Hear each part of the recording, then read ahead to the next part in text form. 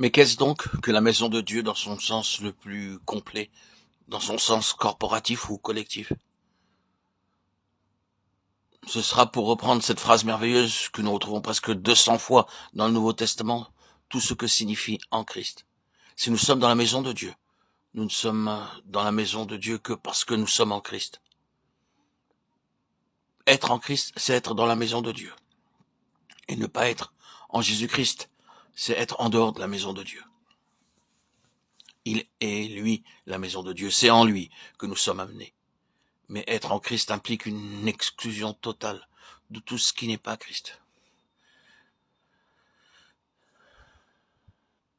Mais être en Christ implique une exclusion totale de tout ce qui n'est pas Christ.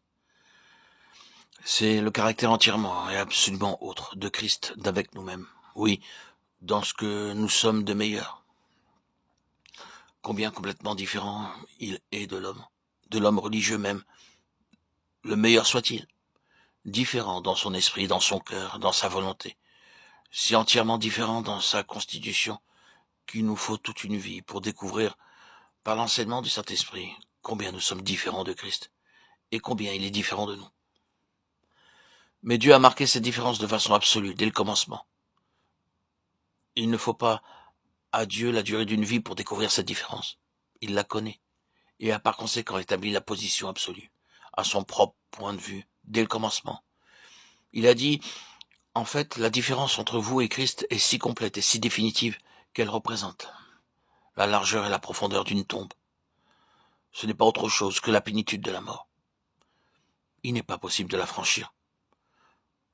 La mort et la tombe sont la fin. Ce sera donc d'un côté la fin absolue de ce que vous êtes, et s'il doit y avoir encore quelque chose après cela, cette mort doit être entre deux, et tout ce qui suivra ne pourra être que par la résurrection. Mais non, pas votre résurrection, non. Ce sera sortir de vous-même pour entrer en lui, comme par une mort et une résurrection. De sorte que dans cette mort, vous êtes considéré comme étant sorti du royaume de ce que vous êtes, même dans le meilleur de vous-même, pour passer dans le royaume de ce qu'il est, lui. La profondeur d'une tombe se trouve entre vous et lui, et il est impossible de la franchir. C'est une fin, c'est là ce que signifie entrer dans la maison de Dieu. Rappelons-nous que le Seigneur nous retient avec force. Dieu a lié toutes choses de manière finale, définitive et exclusive à son Fils, et que nous ne pouvons rien recevoir de Dieu si ce n'est en Christ, et cela par une révélation venant du Saint-Esprit, car c'est par lui que Christ est révélé dans nos cœurs.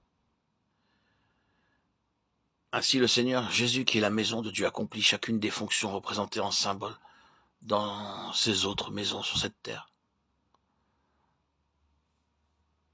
C'est en lui qu'est le Saint des Saints, c'est en lui que Dieu habite véritablement et personnellement et réellement, c'est en lui que Dieu a son habitation. Dieu est en Christ, et il ne demeure en aucune autre dans le même sens. Il est vrai que le Père fera sa demeure en nous, mais bien aimé, il y a une différence lorsque le Père vient demeurer en nous. Nous ne sommes pas par là constitués en autant de Christ. Dieu ne demeure pas en nous dans le sens où il demeurait en son Fils. Dieu demeure en Christ d'une façon unique, et le lieu très saint se trouve en lui seul.